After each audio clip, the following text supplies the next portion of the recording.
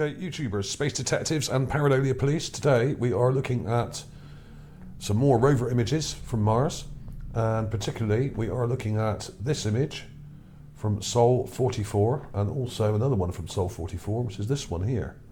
So we've got two from Sol 44. There are lots of things in this area and a lot of them are too small to actually work out what they are, but there are a few things here you can actually see quite clearly.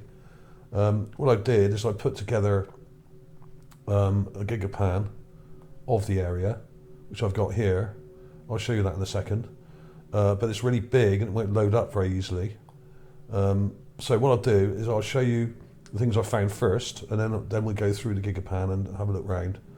But a lot of it's just kind of little rocks and rubble laying all over the place, as you'd expect in Gale Crater. But there are some interesting things. And as usual, there's always a surprise. I'm not surprised by a lot of the things I've found, but this one was a nice surprise actually, because it shows evidence of architecture as well as other things. So I'll show you the pictures first and then we'll backtrack a little bit and I'll show you where to look and what images to look at, okay? So first of all, let's have a look at this. Now this, I'm not really sure what to call it. It's basically a carved head with a roof on it, which is very odd indeed. It is a little bit perplexing. And I've been trying to figure out what it is, and I think what it actually represents is some kind of gargoyle. Now, as my subscribers out there, a lot of you would have seen some of my recent videos. I've found lots of gargoyles in this area. In fact, I've been finding them for years and years now. And I've always said that this must mean that there were religious or similar buildings in the area where these things were carved and attached to as part of a building. Now, the other option is possibly that these are grave markers or gravestones that had a depiction of the person, perhaps, and a sort of grave-shaped tombstone with a head carved in it. Who knows? It could be either. But this, to me, looks like architecture. You can see the chin here. There's a neck. Obviously, we've got this roof-like structure that comes around like that, and comes back over here. It comes in a bit there.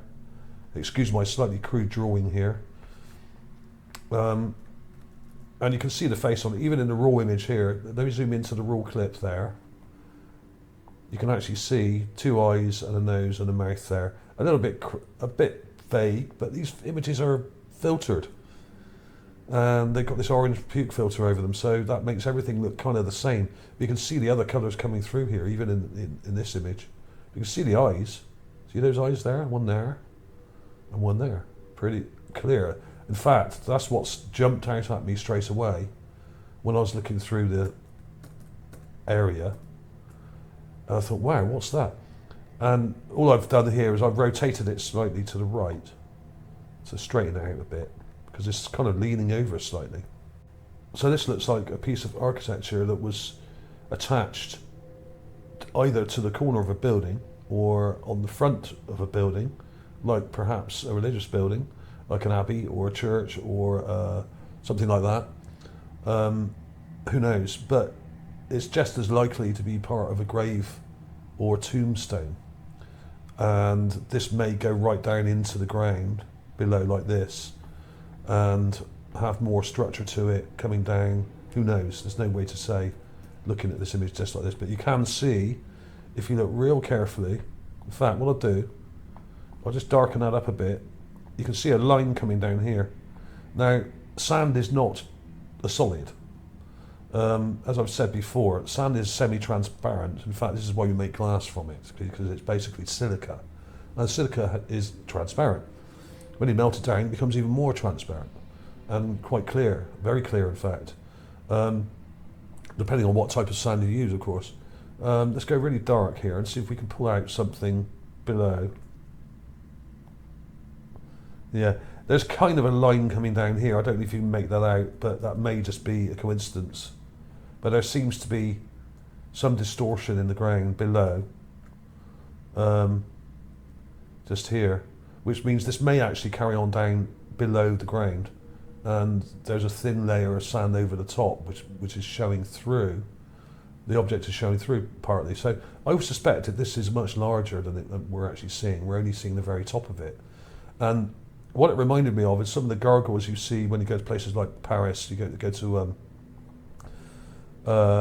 or anywhere really, Prague, or I've been all over the world, and I've seen many examples of gargoyles on many buildings in many countries, and they never cease to amaze me how grotesque and funny some of them are. Some of them look really quite scary, and this doesn't look particularly scary. The mouth, there is mouth detail here. You can see mouth detail just here, and nose detail here, and eye detail with black pupils, irises I should say, here and here. Now I do think a lot of these carvings that we see on the surface of Mars are actually painted. I don't think they're just made completely out of one colour of clay, or they're using different types of clay or stone together, because basically we have here a very blue looking sort of roof part to this here, very blue looking, right? And it goes a very sort of yellowy, almost whitey yellowy colour here at the bottom here. Now that may be a rock that's just happens to be there in front of it, like this one down here. It doesn't quite match up, the luminosity is different, so that may be not joined to it. But basically we have a very blue roof part, and then we have a very brown head, which kind of comes to here like that, okay? And I think this thing here is behind it. There's another rock just behind it, unfortunately.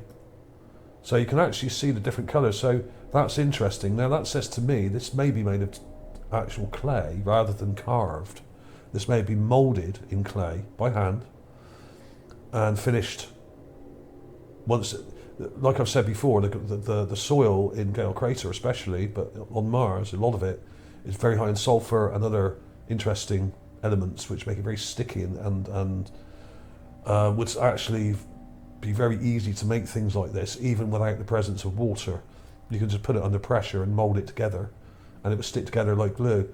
So I wonder whether these are two different types of clay here that have been used, because this part here, the actual head with the chin there and the neck, this part here is very brown with just a hint of blue, and this is very light blue.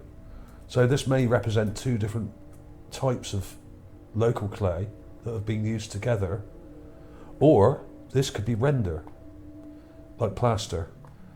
That may also be a possibility. So if this was joined to a building or something like that, it could have been rendered, and this could have been rendered onto it, like you would get on a house or on a building. Why not? You can actually see a join there as well. You can see a join there. So this isn't a rock. This is a piece of architecture or a carved gargoyle of some sort. I'll just show you a couple of examples of gargoyles. I've been looking them up. I can't find one to match, of course, because we're looking at Mars, not Earth. But a lot of these things are built into structures or just under structures. And there are probably millions of examples of these all over the world on various buildings. I've seen many of them. And this one, incidentally, the one of the spaceman that people say, oh, that's proof of ancient aliens. It's not. This is a recent gargoyle carved on an older building. Often, gargoyles get added over time. And that doesn't mean that there were spacemen around when this was carved hundreds of years ago. It was carved recently. So that is one of the sort of urban myths you see on social media, the spaceman gargoyle here. So often what will happen is these will get damaged and then get recarved over time as well. But often they're on the corner and they have a sort of roof-like structure above them. A lot of them here are on top of structures, but often they're in a corner and you'll see a part of a roof or plastered or rendered stonework just above them or next to them, like we have here, where this one's kind of built into a corner. So it's a corner piece. Sorry, I accidentally clicked on that then. Let's go back. So it's a corner piece, much like we have here in some of these examples.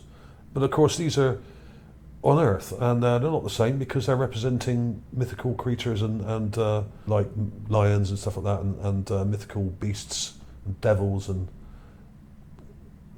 all sorts of things like dragons and stuff. And of course in the Far East you get more sort of exotic kind of creatures as well, you know, on buildings and stuff like that. So there we are. So that was that one.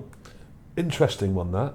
I was really quite pleased with it, and it's kind of just sat there in the sand, and you can see the detail even in the raw image there. If you look at it up in the corner, you can see the eyes, you can see the mouth and the nose. Yes, it's not perfect, but it wouldn't be. It's probably quite eroded. Parts of it may have broken off as well. The nose looks a bit damaged. You've got this rather interesting monobrow at the top, which I thought was interesting. The mouth detail's a bit vague. It looks a bit damaged around the chin area here. But this, of course, may have fallen off a building. If the building was destroyed, then the chin or parts of this may have cracked. But maybe not. Maybe this is actually where it was built, and maybe it hasn't moved at all, and it's just the whole area is filled with sand and rubble. Obviously, sand and dust would have landed in Gale Crater over many thousands of years. Dust storms would have blown over, and a lot of sand would have been deposited in the area. So it seems obvious to me that there would be hundreds and hundreds of similar things in the sand below and strewn about. As I've shown before, we're only seeing the very top tip of the iceberg here. And I would imagine it's much like I said in a previous video, it's like the terracotta army in China. I would imagine there'd be thousands and thousands of little statuettes and figurines all buried here, because this was a burial area. And we're just seeing the very top part. And this is all kind of sand that's buried it all. And luckily for us, the wind has blown some of the sand away. We can see it. So there was that. Quickly show you this one. Now, I don't know what this is. What I do know is it looks like an animal, a fossilised creature. But I don't know what sort of animal it represents. You can actually see in the raw image here, the raw image is a bit pasty, but you can see a head here with a rather strange snout, and you can see an arm here. And there's the back, and the head sort of sticks up like that. So what sort of creature is this? I don't know, but you can clearly see, when you enhance it, I've colour corrected it and whacked the contrast up. You can clearly see an arm here. You can even see the shoulder joint there. Coming round.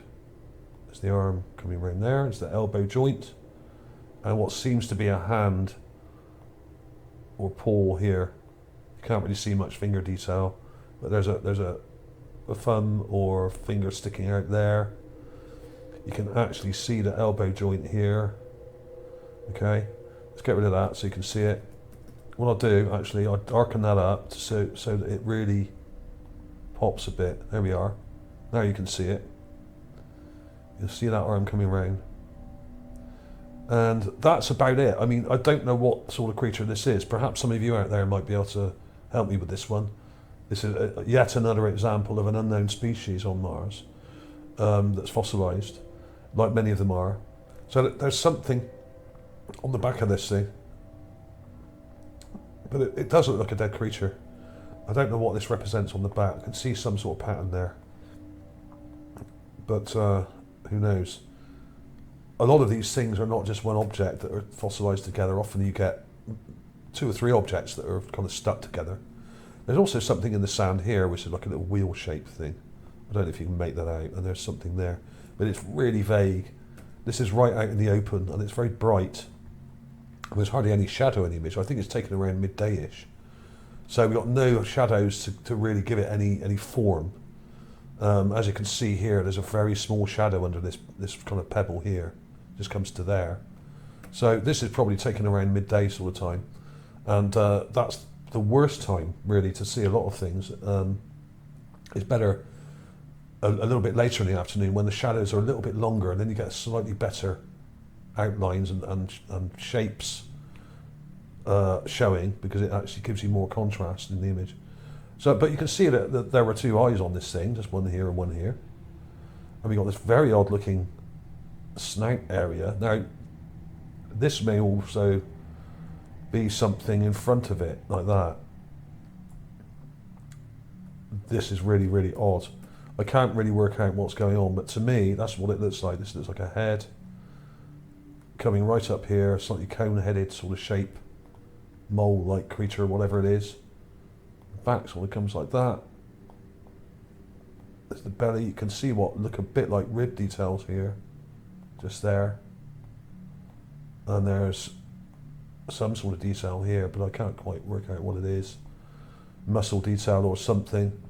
But obviously the arm is the thing that clinched it for me, coming round like that. And you can see that there's two, what look like two wrist bones here, like you would expect to see in many creatures, including us. And there's a finger, but it's vague. It's really vague, and you've really got to push the contrast to see it. But you can see that in the raw image here. You can see that coming around like that. You've just got to squint a bit to see it properly. And this actually may come up a bit higher, the head here at the back. I may have got that slightly wrong just here, because it's quite vague, it's hard to tell. It blends with the background. This is why they use the orange filter, of course. Their excuse is it gives them infrared information. This is NASA, I should say. And also helps them see into shadows, but actually what it does, it actually just kills a lot of the details in these images. But what I will do, I'll go through the whole set of images again and see if I can find anything else.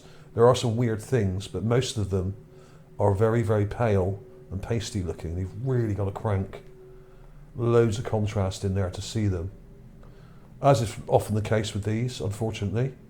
So there we have it. We have a strange creature. Don't know what to call this.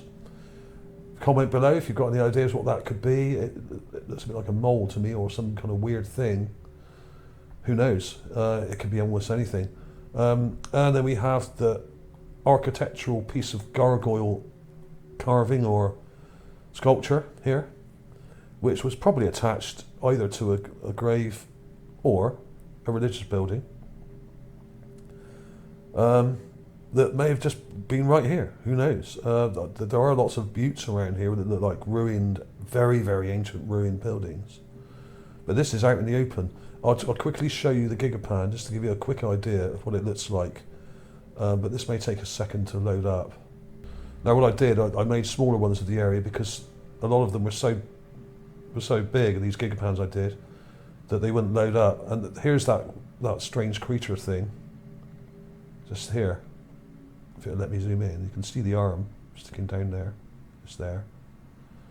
There was that one. But most of this stuff is really pale.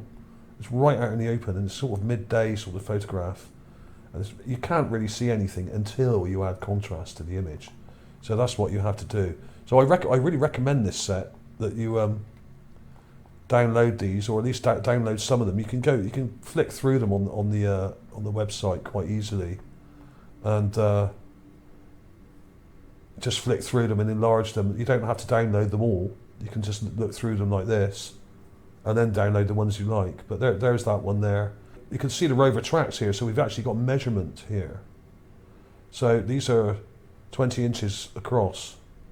So that gives us a direct ruler guide. This here, that's 20 inches. So everything can be compared to that in size. So the gargoyle thing is over here somewhere, and I probably won't be able to find it now. There it is, just here, near the bottom. So that isn't very big. If that's 20 inches, this thing's, like I said, about 5 inches. So I was right, approximately 5 inches, both high and across. I'd say about 5 or 6, no more than that. So there we are. That gives you a rough idea of scale. And that other thing, the creature thing, is a bit bigger and is right over here. So there's the actual measurement of it, but we're only seeing part of it. This is only half the body. We're not seeing the rest of the body. I would say that's a bit bigger. That's more like about 10 inches. So that's actually not tiny.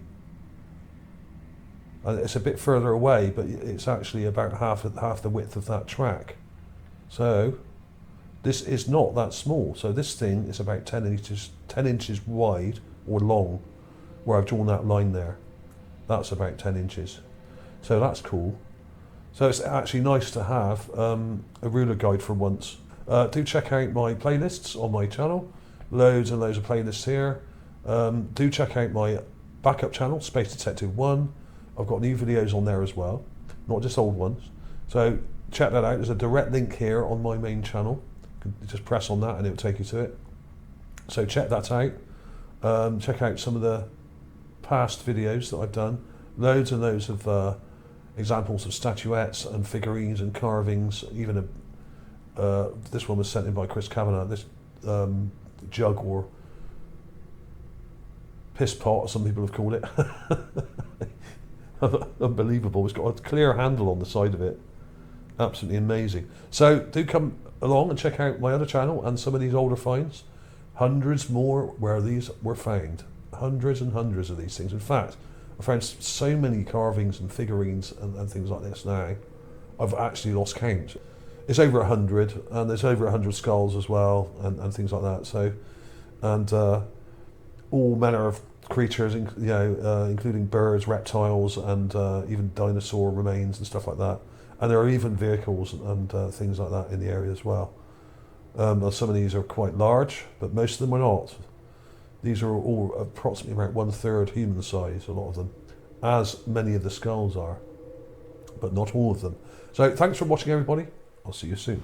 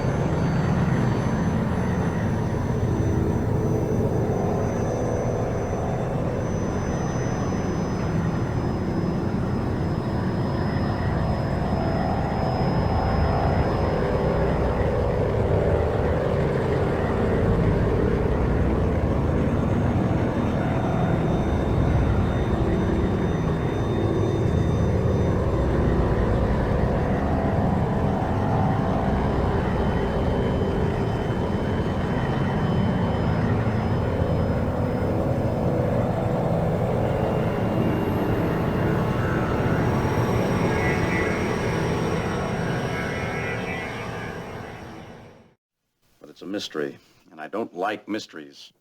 Give me a bellyache, and I got a beauty right now.